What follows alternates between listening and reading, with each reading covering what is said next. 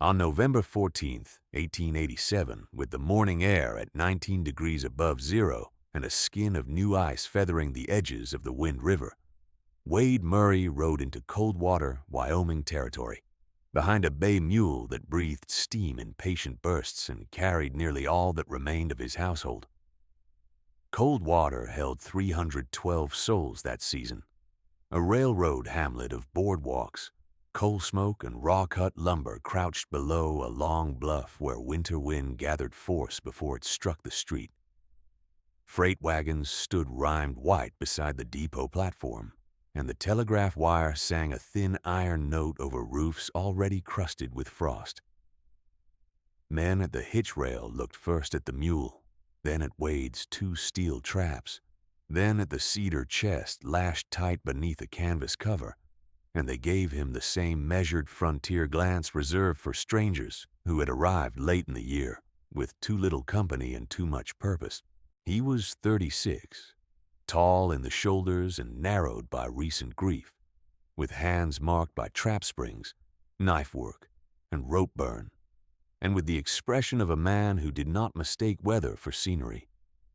Inside the cedar chest were ledgers and notebooks, copied in a fine, disciplined hand by his late wife, Elspeth Murray, born Elspeth Halverson, whose people had cured whitefish, venison, and elk through 6-month winters in the lake country farther north.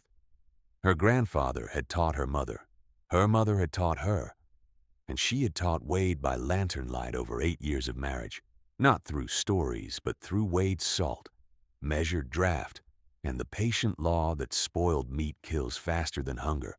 Elspeth had died in March 1887 after a chest fever that worsened during river breakup. And after the burial, Wade sold what he could carry least, kept what could teach, and rode south with the chest because he said to no one in particular that knowledge deserved its own seat in any wagon, even when there was no wagon left. Wade heard the town's talk follow him from hitch rails to stove corners, men eager to witness failure before they understood the work. He kept his eyes on measurements and weather, because winter did not bargain and neither did spoiled meat. Coldwater offered him higher ground near the wagon road for $42 an acre, and one carpenter advised him to pay it if he meant to be taken seriously. But Wade spent $18 on a narrow strip below the bluff where spring floods had eaten the bank into a steep clay face. The parcel was considered fit only for muskrats and driftwood snags, a place boys skipped stones and no merchant would stake a warehouse. Yet Wade paced it for half a day, set his boot heel into the damp north wall, and marked 3 points with willow stakes before sunset. The bank held dense blue clay under a skin of silt, north-facing and shaded, with ground that remained cool when upland sheds baked in August heat, and with enough height above the river's low line to cut deep without taking seepage from ordinary flow. He paid the land agent in silver and accepted the signed deed with the calm of a man buying not acreage but temperature. He rented a corner cot in the livery loft for $2 a week, took odd work unloading coal and repairing trap chains, and by first light each day he was on the river strip with shovel, mattock, and a mason's line stretched taut between stakes. He began by cutting a mouth 5 feet wide and 6 feet high into the clay face, then drove a chamber inward 12 feet, narrowing the roof into a shallow arch so weight would settle to the sides rather than crack downward after freeze and thaw.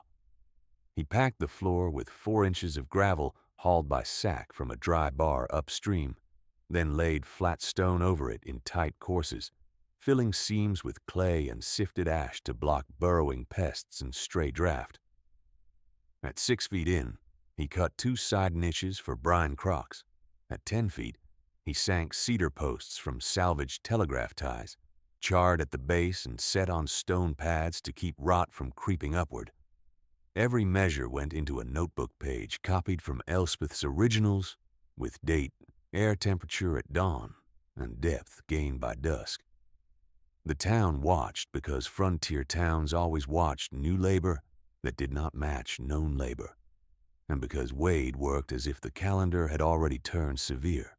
Miners coming off shift leaned on shovel handles and asked whether he meant to sleep underground like an animal. Teamsters laughed that he was digging his own cellar before he had built his own roof. Wade answered little. When one man said the pit looked like a grave laid sideways, Wade kept tamping clay around a post and replied, in a tone neither bitter nor pleading, "Let them talk. Words do not keep out the wind." The sentence traveled. By week's end, boys had taken to calling down from the bluff, asking whether the trapper had found daylight yet. He didn't look up. Silas Kincaid noticed the work before others understood it. Kincaid owned the general store at the corner of Depot and Cottonwood, held most of the town's winter accounts, and stood broad and well-fed in a wool coat lined with beaver, his watch chain bright against a clean vest while hired clerks lifted crates behind him. He had the prosperous face of a man rarely denied, a voice trained by daily barter to sound like reason, and a habit of turning private opinion into public rule by repeating it near the flour barrels where everyone gathered. One afternoon, as Wade bought coarse nails and 2 iron hinges, Kincaid lifted the invoice, glanced toward the riverbank, and said loud enough for 3 customers to hear, "No sane buyer stores food in a hole. That place is Murray Tomb, and tombs are where good meat goes to be forgotten." Laughter followed, then an easier kind of silence in which no one offered Wade day labor, coffee, or a place at the back stove. He went back to the bank and continued. By December 2nd, he had lined the first chamber walls with split fieldstone to shoulder height, then hard-packed a clay and straw render above it to smooth airflow and reduce drip. He cut a smoke flue no wider than a saddle blanket through the upper bank and ran it 30 yards upslope to a low outlet masked in cottonwood scrub, a design taken directly from Elspeth's notes so smoke would travel cool, thin, and dispersed, rather than billow from one obvious chimney. At the lower end, he built a vented firebox of stone and green willow lattice, set 12 feet from the chamber mouth and linked by a buried clay tile throat, scavenged from broken drainage pipe at the rail yard for 35 cents per section. The distance mattered. Hot smoke cooked and spoiled. Cool smoke cured and kept. He tested draft with damp grass, then with shavings, then with a fist-sized split of cottonwood, marking how each burn changed chamber heat by 2 and 3 degrees. Snow came in light bands through December and January, never enough to close the wagon road, and Wade used the quieter weeks to finish hanging rails of peeled lodgepoles set on iron dogs, enough length for 900 pounds of meat if cut in narrow strips and spaced by finger width. He built a stout outer door from doubled planks with felt scraps and clay between them, hung it true, and added an inner curtain of canvas dipped in brine and dried hard to discourage flies in warmer months. 2 townsmen offered to buy the land from him at a small profit when they heard he still had no proper house on it, but he declined and spent the same afternoon shaping a second, narrower tunnel that would become cold storage once lined and sealed. He was not improvising. He was following sequence. By early March 1888, when river ice began to rot from beneath and the town spoke of spring freight and easier times, Wade Murray had turned useless ground into a disciplined system of earth, stone, draft, and distance, and he had done it under open mockery without once raising his voice to answer it. The chamber held steady between 50 and 55 degrees when noon sun warmed upper streets to mud, and the flue carried smoke so quietly through the bluff grass that many who cursed the place did not understand how far the work had already gone. They still called it Murray Tomb. He kept building anyway. He kept building anyway. And when March gave way to April, the river rose with a brown, cold force that stripped bark from downed cottonwood and pushed whole branches past his workmouth. But the chamber walls held their line, and the floor stayed dry under 6 days of thaw and night freeze. On the 11th of April, 1888, With morning air at 27 degrees above zero and sleet tapping the bluff like thrown seed, Wade sat on an upturned keg at the chamber entrance and compared his thermometer readings against Elspeth's copy tables, then adjusted the flue damper by less than the width of his thumb. He did such work in plain view, without hurry and without display, because stakes on the frontier were never theatrical. Meat that kept through winter meant children fed, teams working, freight moving, and graves delayed. Meat that failed meant fever, weakness, debt, and loss that spread house to house faster than any storm. By the third week of April, he began his first full warm weather trial. He bought 2 mule deer quarters from a hunter who needed cash for seed, 12 cents per pound dressed, and 27 whitefish from a Crow fisherman at Riverbank, paid in flour and silver mixed. He trimmed each cut to uniform thickness, no wider than 3 fingers, rubbed coarse salt at 1 pound for every 20 pounds of meat, and stacked the strips on slatted racks for 36 hours in the cool chamber before hanging. He set a shallow pan under the low vent to catch condensation and waited at dawn and dusk because too much moisture in the air meant mold within days. When readings climbed above 58 degrees in late afternoon, he damped the fire, opened the upper draw for 7 minutes, and brought the chamber back to 53 before night. He wrote every correction in a ledger labeled Spring Trial 1. The knowledge did not come to him as proverb. It came as procedure. Elspeth had taught him at a table scarred by knife points and salt rings, the two of them working until midnight with fish scales on their sleeves, while wind struck shutterboards in long winter bursts. Her family line had measured in handfuls for generations, yet she had turned those handfuls into pounds, and those glances into figures so error could be corrected and passed on clean. When she had first placed his hands over a rack of lake trout, she had said that pride was no preservative, and that rot began in the lie a cook told himself about one more day. He kept her pages wrapped in oilcloth inside the cedar chest when not in use. He never read them with dirty hands. Coldwater treated this discipline as oddity rather than warning.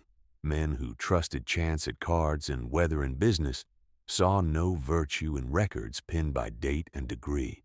Women buying yeast and lamp wicks at Kincaid's store heard that the trapper below the bluff was smoking fish in spring because grief had unsettled him, and though some said little, few crossed the bank to see what he had actually built. Silas Kincaid encouraged that distance with the smooth assurance that had made him prosperous. At his counter, where bolts of cloth stood behind him and pickle casks lined the wall, he spoke as if he were protecting the town from foolish contagion. "Murray Tomb is still a tomb," he said one market morning in May while entering charges in a clean ledger. "A proper shed above ground serves any sensible household, and the railroad serves all sheds alike." In June, Wade trapped muskrat and beaver upriver, sold pelts in Lander, and returned with iron hooks, 2 spare thermometers, and a used Cooper's adze for $1.10.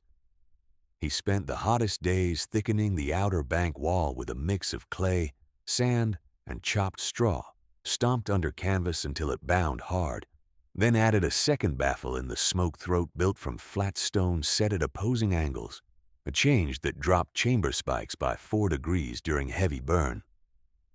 He bought discarded barrel staves at the rail yard, 8 cents each, and turned them into lidded bins ringed with ash seals for tallow cakes and dried scraps. By July 2nd, he had increased hanging capacity from 900 pounds to 1,200 by adding a second run of lodgepole rails in the rear chamber and spacing them with forged S-hooks from a blacksmith in Granite Falls. 3 days later, he walked to Kincaid's store with 22 pounds of finished fish strips and asked whether the merchant would stock them on consignment for households wanting durable protein. Kincaid did not touch the parcel. He looked at the paper wrapping as if it were a wager already lost and said, loud enough for 2 teamsters and the post clerk, "I do not sell cave meat, Wade. I sell quality. Folks here trust my shelves." The teamsters laughed with a practiced cruelty that required no anger. Wade gathered the parcel, thanked him for his time, and carried the fish to the boarding house kitchen, where the cook bought half and traded the rest for beans. By late August 1888, the river ran lower than old hands liked to see. Exposed stones rose in bars where a current should have covered them, and cattail margins browned from the roots. Wade noted dead minnows along a backwater pool, and marked in his ledger that fish catch had dropped by nearly a third against June tally. On August 30th, he watched geese form southbound strings over the bluff before first frost, flight lines thick and urgent, and he stood long enough at the bank mouth that a passing freight drover asked whether he had lost something in the sky. Wade said only that seasons were changing their mind too quickly. On September the 3rd, the telegraph clerk posted a notice at the depot. Medicine Bow Trestle, out after flood damage. Rail shipments delayed 10 weeks at minimum. Flour, salt, lamp oil, and hardware would be rationed through existing stock. The paper drew a crowd before noon. Kincaid read it twice, folded it, and told the gathered men that panic would do more harm than delay. He announced revised prices before evening, 1/3 above August on staples, calling it prudent management. That same day, Wade saddled his mule, rode to the pelt buyer, and sold his spring catch for $142 in cash and scrip. The next 6 days became labor measured nearly by the hour. He purchased every cheap bushel of coarse salt he could secure within 30 miles, 16 bushels total at prices ranging from $1.40 to $2.05, plus cracked corn, dried beans, and rendered lard in sealed tins.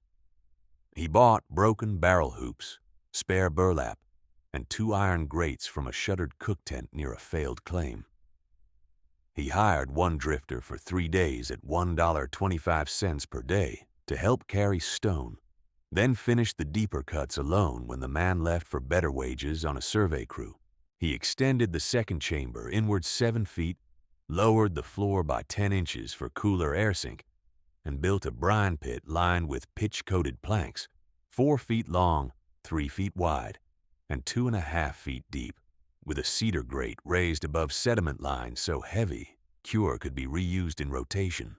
He posted ration arithmetic on pine boards near the chamber mouth, written in block letters with lamp-black ink. 1 pound smoked meat sustains 2 adults one day when paired with beans or cracked corn. He showed any neighbor who asked how to scale by household count, and a few listened with narrowed eyes that mixed interest and embarrassment. Yet most returned to routine because routine felt like safety. Kincaid's reassurance, offered daily from behind a familiar counter, sounded easier than Wade's figures scratched in weathered wood. By the time that talk had made its rounds from porch to church, Coldwater's social pressure tightened, and the first true edge of winter was already needling the river flats. The social line hardened as September waned. At church supper on the 23rd, 2 matrons shifted serving order, so Wade reached the kettle last and found little left but broth and onion skins. Boys on Cottonwood Street sang Murray Tomb in a marching rhythm while passing his mule, and no parent corrected them. Wade offered paid work to 3 idle hands for digging emergency coal pits behind the schoolhouse, $1.25 a day with noon meal, and all 3 declined after a brief talk at Kincaid's porch. No ordinance barred him. No mob confronted him. The exclusion was quieter than that, and for that reason more complete. He answered with more work. By October 1st, he had split and stacked 9 cords of willow and cottonwood in alternating rows by moisture content, dry fuel for steady heat, green fuel for long, low smoke. He rendered tallow in iron kettles and poured it into shallow trays dusted with salt, then cut hardened slabs into palm-sized cakes and sealed them in ash-lined bins. He stitched canvas sacks for portion issue by family size and marked each with charcoal numerals that could be read by lantern from arm's length. He drove cedar stakes from his bank door toward the church and schoolhouse. then threaded braided rope line between them with bell loops every 40 yards so travelers could count distance in whiteout by touch and sound. When asked by a teamster what game he was playing now, he said, "No game, a path." Mid-October brought a deceptive warmth that set men in shirt sleeves and put confidence back into talk at the hitch rail. On October 15th, afternoon air reached 62 degrees, and children splashed at the shallows as if summer had missed its turn and returned to claim a debt. Kincaid used the weather as proof of his own judgment. Standing outside the store beneath a striped awning, he told a crowd of customers that panic season had ended and that those who buried food in clay had mistaken an ordinary delay for catastrophe. He tapped his account book with 2 fingers and said that commerce, not burros, kept a town alive. Wade heard the words from across the street while weighing salt at the blacksmith scale. He did not answer. He carried his sacks down to the bank, checked both thermometers at dusk, and found the chamber at 51 degrees, stable as stone. That evening he walked the full rope route with a hand lamp hooded against wind, stopping at each bell loop to test knot tension and replace one frayed splice near the school fence. The sun had set by then, and the first thin skim of ice had returned to the river margins where children had played 3 hours earlier. He finished the final knot, stood for a moment in the dark above the smokehouse mouth, and then went below to set another load of elk strips on the rails, each piece spaced by finger width, each row aligned for airflow, each motion deliberate enough to be taught. He finished the final row near midnight, closed the inner canvas curtain, and stood with the lantern shaded while smoke moved through the chamber in a pale, even stream, neither stalling in pockets nor racing hot along the roof arch. The lower thermometer read 52 degrees. The upper read 54. He made 2 marks in the ledger, adjusted the damper by a finger joint, and stepped out into a night so still that the cottonwoods along the river held their leaves without a tremor. On October 16th, with afternoon warmth still lingering at 58 degrees above zero, Wade began enlarging the work not for higher yield alone but for faster issue under strain. He set a narrow packing table along the right wall, 6 feet by 2.5, built from scavenged pine planks planed smooth with the Cooper adze, then rubbed it with hot tallow and ash until it sealed against brine. Beside it, he installed a weighing beam from a broken wagon spring and iron hook, calibrated against 2 50-pound flour sacks at the blacksmith. He no longer trusted estimation, not even his own. He wanted each household allotment exact by pound and half pound, because scarcity always punished guesswork. By the second morning, he had divided stores into 3 classes and marked each in charcoal directly on the chamber stone. Daily issue: thin smoked strips and fish, ready for immediate cook fire. Reserve issue: denser elk rounds and tallow cakes, to be opened only when roads close for more than 5 days. Seed issue: hard stores of beans, cracked corn, and salt fish never touched unless the first 2 classes failed. He counted and recounted.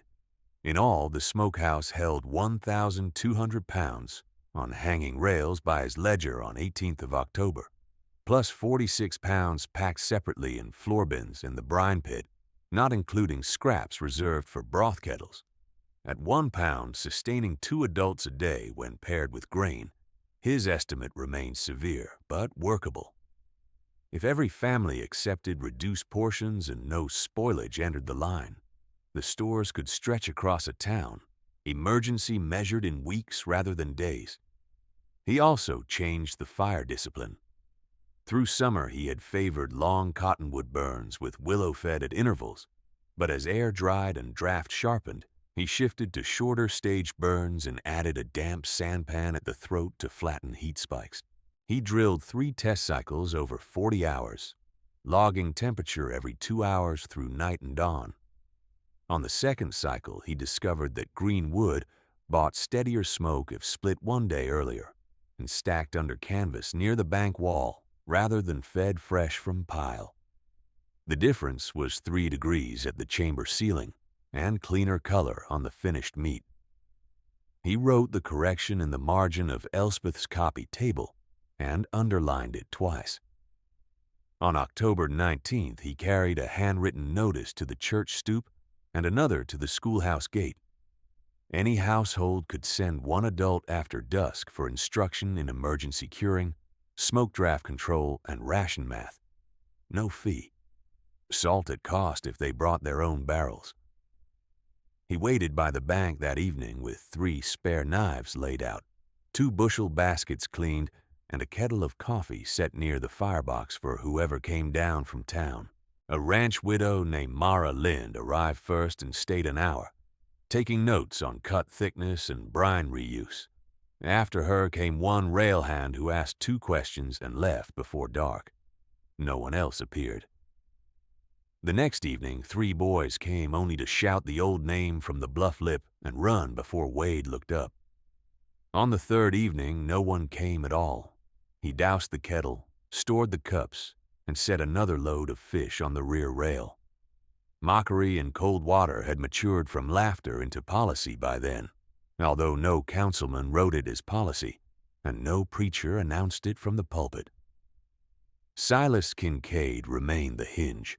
He had begun extending credit only to customers who kept accounts current within 30 days, a rule he called ordinary prudence, and he repeated at his counter that panic buying harmed the weak more than delay. Yet his own shelves told a narrower story each week. Coarse salt that had stood in 6 open sacks in September was reduced to 1.5 by October 20th. Lamp oil tins diminished. Bean barrels dropped lower at each scoop. He raised prices again on October 21st, another 15% over his September increase, saying freight uncertainty required discipline. Those who objected did so softly and still paid. When Wade came for 2 additional sacks of salt and offered silver on the plank, Kincaid set his palm over the measure scoop and said he would release no bulk to private hoarding while families still shopped daily. The words were chosen for witnesses. 4 customers heard them and 1 repeated them by sunset at the livery. Private hoarding. Wade did not argue. He asked for 10 pounds at retail rate, paid without complaint, and carried the sack out over his shoulder, while Kincaid told the room that desperation made men dig holes and call it foresight. 2 days later, at a town supply meeting held in the back of the store with 31 household heads, present by count, Wade asked for permission to dig 2 communal coal pits behind the schoolhouse fence, where shade held longest. He offered labor and tools at his own expense if the town would provide only plank covers and 1 lock per pit. Silas answered before the clerk could speak. He said the schoolyard was for children and instruction, not experimental cellars, and added that public confidence was itself a food supply, because it prevented wasteful fear. The room gave him murmurs of assent from habit more than conviction. A carpenter at the door muttered that if the trapper needed another burrow, he could dig under his own cot. Wade folded his notes, nodded once to the clerk, and left without raising his voice. At first light, he dug 2 smaller emergency pits anyway on his own strip above the flood line, each 4 feet deep and lined with willow lattice and packed straw, then covered them with plank lids weighted by stone. He marked them, Reserve Pit 1 and Reserve Pit 2, in tar black enough to read through blowing snow. By October 24th, social pressure had reached kitchens and pews. A matron who had once traded him pie crust for fish stopped speaking when he entered the bakery queue. Teamsters who had accepted his tallow cakes on long hauls now joked that cave smoke had made the trapper solemn as a grave post. Boys began ringing his rope line bells at midday for sport, then scattering before he came uphill. He replaced their loosened knots and shortened the bell lanyards so idle hands could not reach them from horseback. No accusation followed. He kept repairing, That same week, he altered the rope path from a single line to a forked route with a central anchor post near Cottonwood Street, one branch toward the church doors, one toward the schoolhouse porch, each tied with coated knots every 40 yards so distance could be counted by mittened fingers when sight failed. At the anchor post, he fixed a bell with a cracked lip that gave two tones, one clear strike for direction, one dull strike for caution. He tested it at dusk from 3 positions until he could find the bank mouth blindfolded in less than 3 minutes. On October the 25th, the town had another warm afternoon, 61 degrees by Wade's hanging thermometer, and men returned to shirt sleeves while wagon wheels threw dry dust from streets that should have held autumn damp. Kincaid stood again beneath his awning and announced that the worst had passed. He gestured toward blue sky and said, winter rumors had become a trade in fear. Several laughed. 2 cheered. A freighter asked aloud whether Murray Tomb would be rented as summer route storage now that disaster had failed to arrive. Wade heard this while sharpening knives at the chamber table. He did not reply to the joke, but he did stop and listen when his mule, tied in shade above the bank, began stamping and lifting its head toward the northwest wind that had not yet reached ground level. Animals often sense change before men. He finished the whetstone pass, wiped the blade, and stepped outside.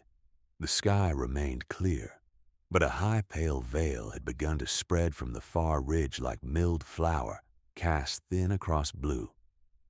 He wrote the observation in his ledger with the hour. By evening, the warning signs multiplied, each small enough to dismiss alone, all severe when read together. The river, already low, slowed to a glassy run along the bank edge, as if pressure had pressed it flat. Ground spiders vanished from the grass near the smoke outlet where they usually spun at dusk.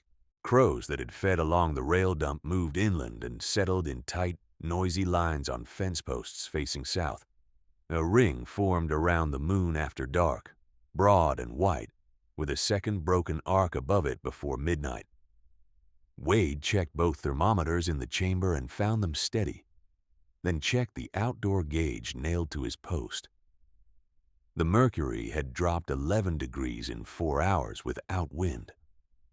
On October the 26th, he rode through town at dawn and stopped at 5 doors, speaking the same sentence at each.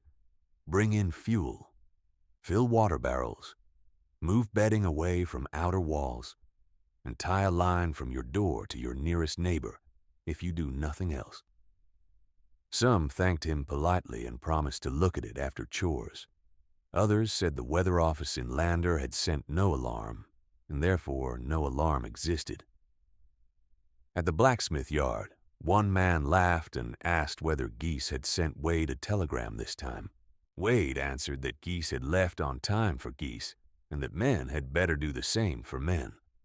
He then went to the church, asked leave to inspect the stovepipe and flue joints, and spent 2 hours reseating loose seams with clay and wire, because smoke leak in panic shelter could kill as surely as cold.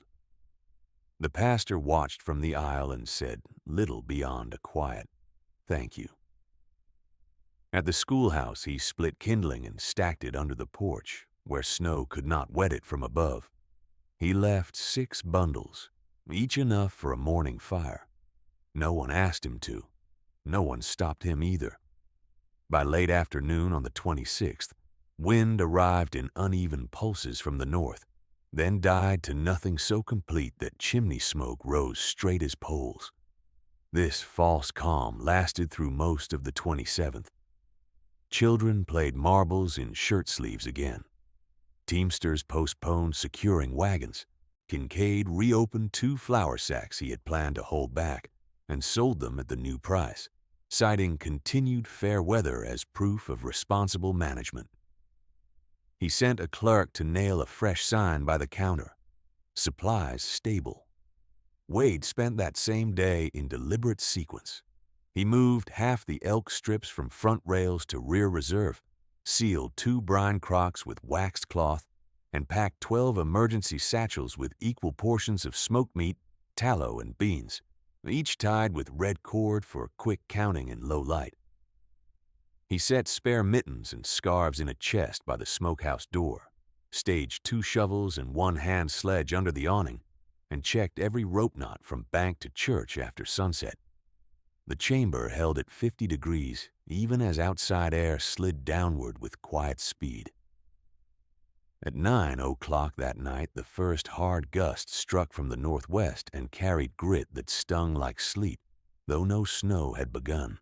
By 11:00, the town dogs had gone silent, and the telegraph wire over Depot Street gave off a low, strained hum that rose and fell in long intervals. Wade banked the fire low, closed the inner curtain, and stood in the dark a moment with one hand on the door brace, listening to wind test each board in turn. On the ledger line for 27th October, he wrote 4 words beneath the temperature reading: "Turn, expected before dawn." At dawn, on 28th October, 1888, the bluff disappeared behind a wall of driven white, and the temperature that had stood at 41 degrees above zero at first light fell through noon, through dusk, and through the lower marks of Wade's outdoor gauge until, near midnight, the mercury held at 7 degrees below zero and still sank when the wind struck harder. Snow did not drift in soft layers. It came crosswise, cut by gusts that turned each street into a moving blade. The telegraph wire that had hummed through the night gave one long metallic cry just after sunrise and then went mute east and west. By 8:00, wagon tracks had vanished from Depot Street. By 10, doorsteps vanished. By noon, men who had laughed under shirt-sleeve weather 3 days earlier were shoveling at their own roofs to keep the weight from taking rafters down. Wade moved before full light, hooded lamp in one hand and shovel in the other, clearing the smokehouse mouth every 40 minutes, so intake stayed open and the firebox did not choke. He measured chamber heat at each pass: 51 degrees, 50, 52 after a wind shift, then corrected to 50 by dampening fuel and opening upper draw for 6 counted minutes. He packed the first of his 12 satchels, then a second, setting them by the door in pairs by household size, and ran his gloved hand along the rope line toward Cottonwood Street to test tension through frozen knots. The line held. The cracked bell gave its 2 tones in the dark, clear strike then dull strike, and vanished under the wind. Coldwater's ordinary plans failed in sequence. Stovepipes on 3 houses along Cottonwood, backdrafted when gusts forced smoke down and embers out. One porch roof collapsed under wet weight before noon. A team of draft horses broke trace and bolted near the livery, then stood shivering against a fence, blind with ice along their lashes, until 2 hands cut them free and led them inside. Families burned split fence rail by evening because cordwood stacks stood beyond drifts already shoulder high. Lamps dimmed as wicks shortened and oil stores thinned. The church stove held longest but could not warm the whole nave while doors opened and closed for each new arrival. The schoolhouse chimney threw sparks and then went dark when packed snow sealed the top vent. At Kincaid's store, the shelves emptied faster than his clerk could mark accounts. Flour went first, then beans, then lamp oil by half-pint tins. He set limits at the counter and raised no new prices that day, but the prior increases had already stripped coin from the poorest houses, and several who had trusted credit found no further line available when they asked for extra sacks near dusk. He sent 2 men to his cellar for reserve pork and pickles, believing the lower room would stay stable, as it had in ordinary winters.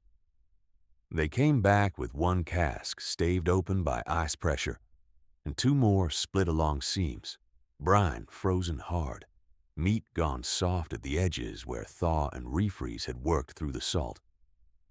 By nightfall, his reserve had become waste and uncertainty at once, neither fully usable nor safely discarded. The first whiteout lasted into October 30th with only 2 brief lulls, each less than an hour, and in those lulls Wade moved like a surveyor working floodplain stakes. He walked the rope route with 3 volunteers, resetting buried segments and raising one stretch to chest height where drift had swallowed the lower posts. He marked safe intervals on slate and nailed the board inside the church vestibule. Travel permitted only when bells sounded 3 short strikes from bank post. No travel when wind erased the second tone. He issued satchels from his doorway to those who came by line and weighed each issue on the beam, writing family names, adults, children, and pounds taken. He did not ask whether they had mocked him. He asked only whether their stove still drew and how much fuel remained. By the evening of October 30th, when the air held at 14 below and wind cut through mitten seams, desperation had begun to loosen habits that pride had kept rigid for months. Mara Lynn came first from the church with 2 women and a carpenter, requesting instruction at once on slicing and smoke finishing for a steer that had gone down near the rail shed. Wade handed them knives, showed them spacing on the rear rails, and set them to work in pairs while he kept the firebox low and clean. He repeated Elspeth's old rule in a voice steady enough for all to hear above the draft. Thin cuts cure faster than thick cuts, and fast work feeds the living. The women nodded and did not look away. 3 days passed before the next clear sky, and the clearing did not bring relief so much as exposure.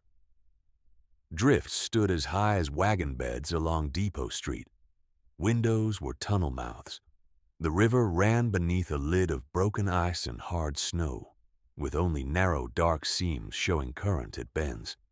Wade and 2 hands cut blocks for meltwater and hauled them by sled to the church, where kettles steamed from dawn until dark. On November 2nd, a second storm front struck from the northwest with finer snow and stronger wind, and whatever had been merely difficult became life-threatening in every quarter beyond the rope network. Amos Keene died on the night of November the 3rd. He had been a widower for 4 winters, a broad-backed teamster known for carrying medicine and mail through weather most men refused. When fever took hold in the McCready house near the outer lots, Amos volunteered to break trail to the church where quinine and willow bark had been gathered, saying he had walked worse roads than this. He made the outward leg with 2 others and turned back alone with a wrapped packet under his coat. He was found at first light kneeling against a drifted fence post less than 100 yards from the McCready door, hands still closed around the packet, hat gone, scarf frozen stiff. The medicine reached the house by another hand. Amos did not survive the night. Wade and Pastor Ellery carried him on a sled to the church lean-to and covered him with a wool horse blanket until burial ground could be opened. On November 5th, the store shelves stood bare enough that wood grain showed where flour sacks had been. Kincaid opened his back room and found no salvation there, only cracked casks, spoiled brine, and account books that could not be boiled or burned for nourishment. His prosperous coat had gone dull with ash and melted snow. The bright watch chain no longer hung across his vest because he had pawned it to a freighter in October for a late shipment that never arrived. He still spoke firmly at the counter when families came to ask what remained, yet his authority had thinned into arithmetic without goods. Deputy Nolan Price died on November the 7th during a noon crossing between church and schoolhouse.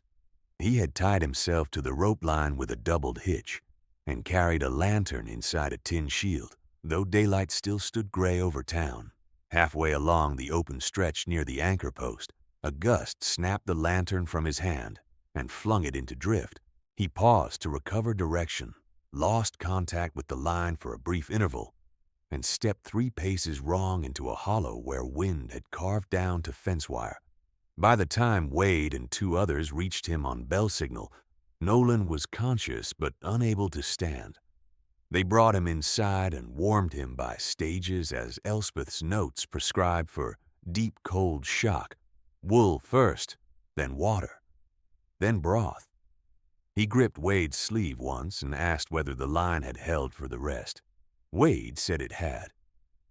Nolan's breathing slowed after sunset and stopped before midnight, with the pastor at his side and snow striking the church windows like thrown grain. Coldwater had counted itself resilient, and it was resilient in many respects. But by the second week of November, its resilience had become patchwork. One family with dry fuel and no food, another with flour and no lamp oil, another with horses but no safe way to reach water.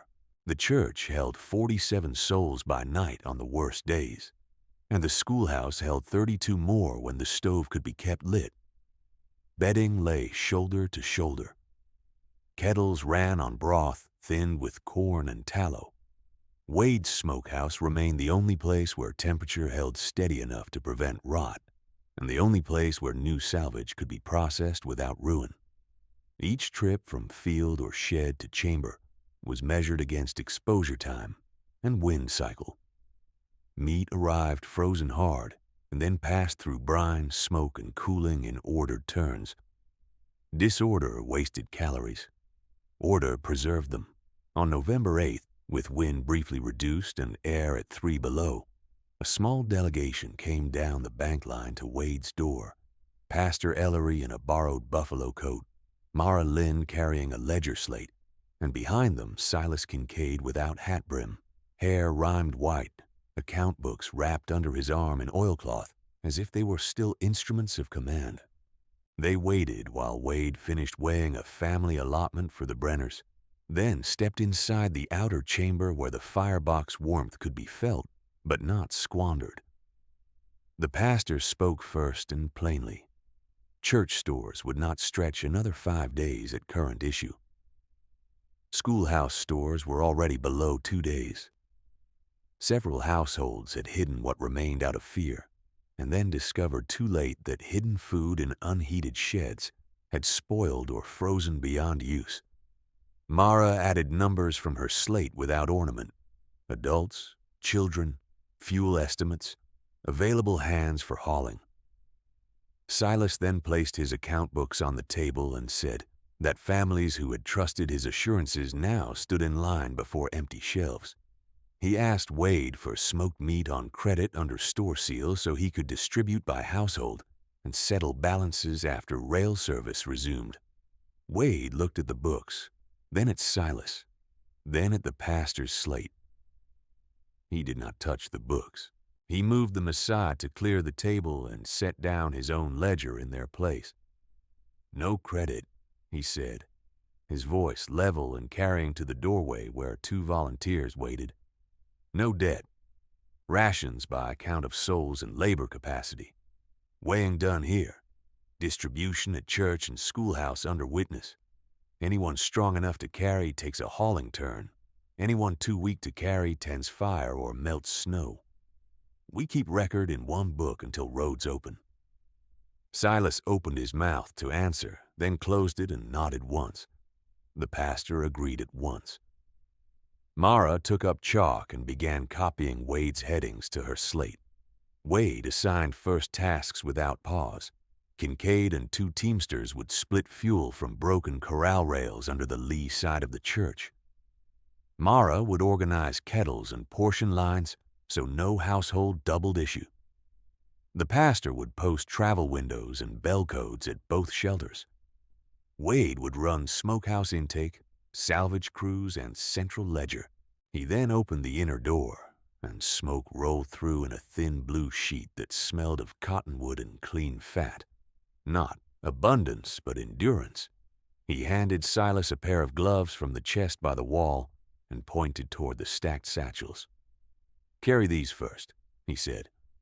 "Then come back for the next load." Silas lifted the bundles without argument. The former name for the chamber was not spoken that day by any mouth in Coldwater. The work began instead. And by lantern light that same afternoon, the first hauling line moved from the bank to the church in measured cadence. Each carrier clipped to the rope. Each satchel counted aloud at the anchor post before passing into Mara Lynn's ledger hand. Wade weighed every issue on the beam scale to the half-pound, then marked family size, fuel condition, and labor contribution in columns that ran down the page like freight tallies. He did not distribute by former credit rank or by church standing or by who had mocked him least. He distributed by need and by the hard arithmetic of winter metabolism. A household of 5 with 2 children too young for wood splitting received 3 pounds and 2 tallow cakes for 2 days. A household of 3 with a healthy teamster received 2 pounds and 1 cake, with a hauling assignment at dawn. Kincaid carried the first loads bent forward under weight, gloves dark with brine, boots slipping on packed drift where a boardwalk had vanished. By November 10th, after 2 more nights of wind above 50 miles per hour by Wad's estimate from drift speed and bell sway, the system had hardened into routine. At first, bell after first light, salvage crews moved with sleds to outbuildings and frozen carcasses, cutting only what could be returned, brined, and hung before dusk. At second bell near noon, ration lines formed at church and schoolhouse by household card, and no one stepped out of order because Mara's slate and Wade's ledger matched down to ounces.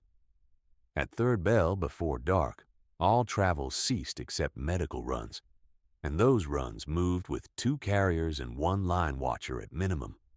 The town that had once trusted full shelves and fair weather now trusted knot spacing, bell codes, and an earth-cut chamber below the bluff. The contrast between foresight and expense stood in plain view. Kincaid's store had been the costliest structure on Depot Street, stocked at the start of autumn, with flour barrels, pickled pork, lamp tins, and bolts of cloth worth more than most homesteads could claim in total. Yet a frozen cellar seam and a broken rail line had turned that capital into warped wood, split brine casks, and paper debt. Wade's Smokehouse had cost less than $70 in purchase materials over a year, much of it salvage, labor paid chiefly in his own exhausted muscles, and nights without sleep. 12 feet of clay depth, stone lining, a 30-yard flue, and strict draft discipline had outlasted the town's proudest inventory. No sermon was required. The figures preached. 3 days passed before the wind eased enough for Wade to hold his first teaching hour inside the outer chamber with the door braced half open for air exchange. 6 adults came: Mara Lind, Pastor Ellery, 2 ranch hands, the baker's widow, and Silas Kincaid. Wade hung 3 strips at different thicknesses and made each soul place a palm near the smoke stream, not in heat but in motion, so they could feel the difference between flow that preserved and flow that cooked.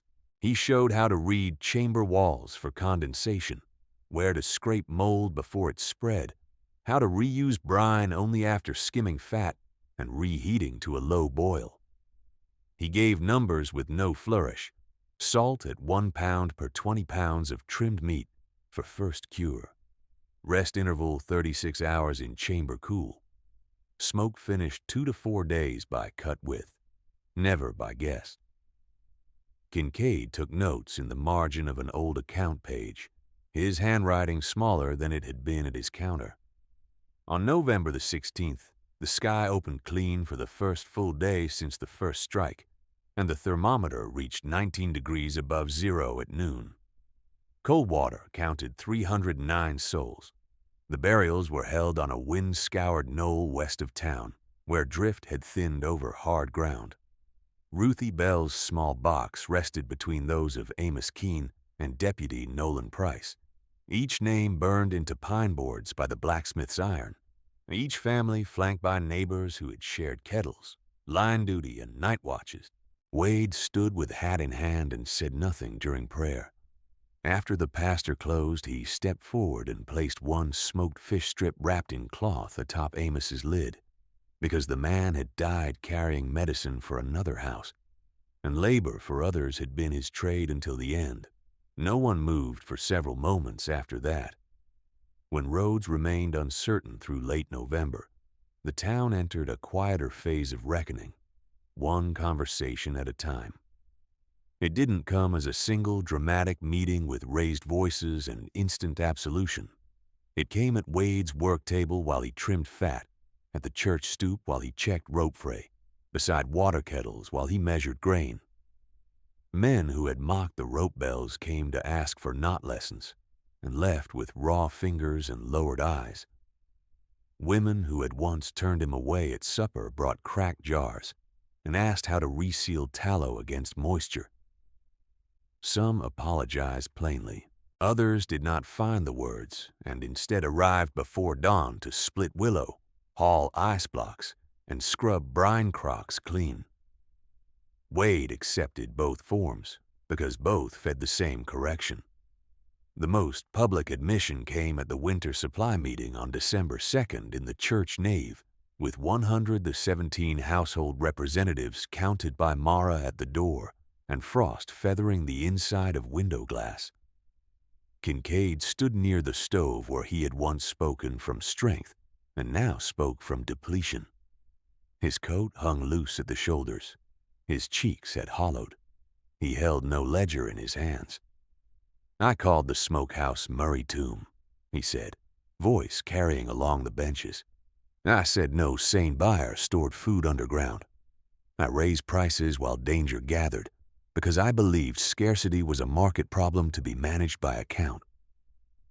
Families trusted that judgment. I was wrong about what keeps a frontier town alive." He paused, looked down the aisle toward Wade, and continued with effort that showed in every breath. "My cellar failed. My barrels split. My shelves emptied. His walls held. I asked for credit from the man I'd mocked, and he gave food without charge and gave me labor that did not let me hide behind books. I cannot repay what was given in those nights. I can only state what is true before all. My words did harm, and his preparation preserved this town." After him, others rose in turn. The carpenter who had joked about burrows admitted he had refused, paid digging work, and left his own children dependent on Wade's satchels by the second storm. A teamster repeated with visible shame the laugh he had given when Wade offered fish on consignment and said he had mistaken familiarity for wisdom. One matron acknowledged moving Wade to the end of a church supper line and said hunger had taught her that exclusion could become lethal, faster than frost. The admissions were not polished. Some broke in the middle. Some ended abruptly. All were heard in silence. When the last speaker sat, Pastor Ellery asked Wade whether he wished to answer. Wade rose slowly, one hand on the back of the bench before him, and addressed the room in the same measured tone he used at the scale table. "Elspeth Murray taught me that food kept in earth, and smoke belongs first to the living. I did not build below the bluff to win an argument, and I did not open those doors to collect apologies. 3 souls are buried on that knoll. Remember that before speaking to me about vindication. If you ask what can be done now, the answer is work that can be taught and repeated. I will teach any household that will learn the ratios, the cuts, the draft, and the record keeping. Whether you name that forgiveness is not mine to decide for you. Whether you prepare before the next winter is." No one applauded. The room was too sober for that. But the next morning, 31 souls arrived at the bank in shifts with tools, timber, and written dimensions copied from Wade's board. Through December and January, under temperatures that fell to 18 below on 2 recorded nights, they cut 6 smaller Riverbank smoke cellars on approved lots. 2 near the church lane, 1 by the school fence, 3 on private strips above floodline. Wade required each build crew to keep ledgers with date, exterior temperature, chamber reading, salt use, and spoilage losses.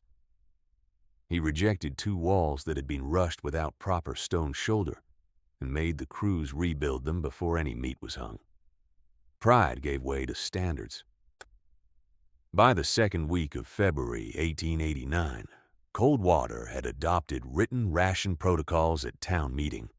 communal reserve never below 600 pounds, cured equivalent by first snowfall, minimum salt stock of 10 bushels in shared custody, rope lines checked weekly from October 1st through thaw, and no single merchant permitted to control all emergency staples.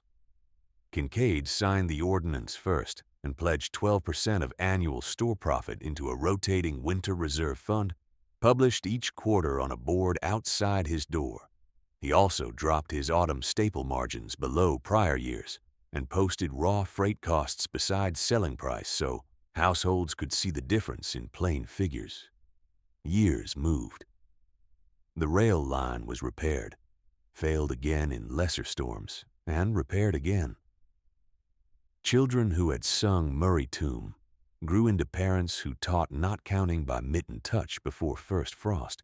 By spring 1892, Build It Like Murray had entered common speech from Coldwater to nearby camps, meaning not merely to dig in clay, but to plan in sequence, measure honestly, and share under witness.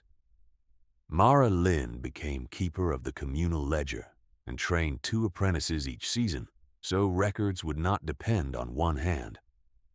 Pastor Ellery added winter drill days after harvest blessing, stove flue checks included. Kincaid kept his store, thinner in profit than before, but steadier in trust. Wade remained on the river strip, adding a narrow sleeping room above the chamber mouth, only after the 3rd post-storm winter proved the system stable under wider use. He never sought office. He never left teaching to chance. Each September he held open instruction for any household, no fee. Tools laid out on the same tallow-rubbed table where he had once weighed satchels in crisis. He still kept Elspeth's notebooks wrapped in oilcloth and brought them out with clean hands. Decades later, travelers entering Coldwater in early winter still see low doors cut into the north banks and rope posts set in paired lines toward church and schoolhouse. The original chamber below the bluff still stands in clay and stone, its flue rise masked in cottonwoods, its interior cool when noon sun warms the street above. On the lintel, cut by local hands after Wade's death in 1911 at age 59, 5 words are carved deep enough to survive weather. Keep first for the living. In that town of hard seasons and measured memory, the phrase is not sentiment. It is policy, craft, and inheritance. 2 days after the lintel was carved, while the chips from the chisel still lay pale against the trampled snow, Coldwater gathered at the original bank door before dawn for the first winter drill held, without Wade Murray standing at the scale table. The air read 6 degrees above zero on Mara Lynn's new brass thermometer, and the cracked bell at the anchor post gave its familiar double tone when Silas Kincaid tested it with a gloved hand. 1 clear strike, 1 dulled strike, exactly as Wade had required. No one treated the morning as ceremony alone. Mara opened the communal ledger on the tallow-rubbed table and called households by card number. Elias Bell, now a schoolteacher with graying hair at his temples and the same eyes his sister Ruthie had carried, checked rope knots along the church branch with 2 older pupils at his side. Pastor Ellery's successor inspected stove flues in sequence, church first, schoolhouse second, boarding house third, with clay and wire in a canvas roll. In the Smokehouse rear chamber, 2 apprentices skimmed reheated brine and recorded temperature at ceiling and floor, then compared the readings aloud so error would not hide in silence. Silas arrived last from Depot Street, moving stiffly but carrying weight without complaint. 1 sack of coarse salt, 2 sacks of cracked corn, and a wrapped packet of replacement lamp wicks purchased on autumn freight. He set them down in the place where, 23 winters earlier, he had once laid his account books and asked for credit he could not justify. This time he opened those same books to a marked page and handed them to Mara. "Settle the old columns," he said, voice roughened by age and cold. "Every household charge during the trestle winter that did not pay in full is cleared by store reserve. Write it plain." Debt was not the lesson of that season. Mara looked at him for a long moment, then wrote the entry in black ink under date and witness, and asked him to sign beside her name. He did so without flourish.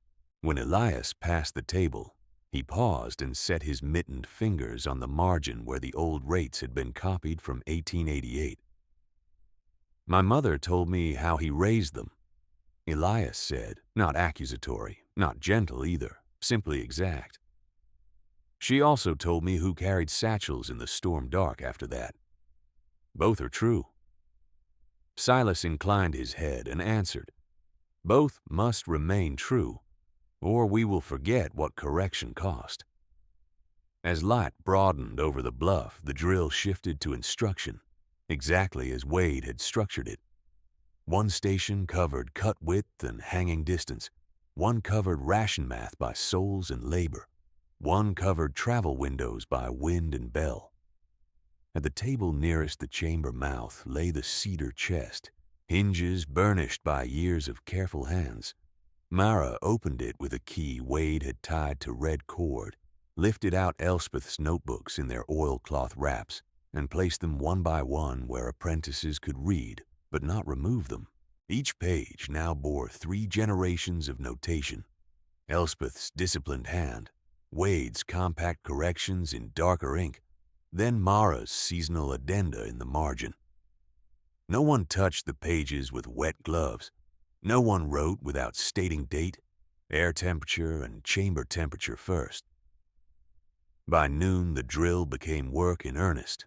A ranch steer lost to night cold was brought down by sled, and apprentices trimmed it under Elias's supervision, each strip measured by knuckle width against a marked pine gauge Wade had carved years earlier.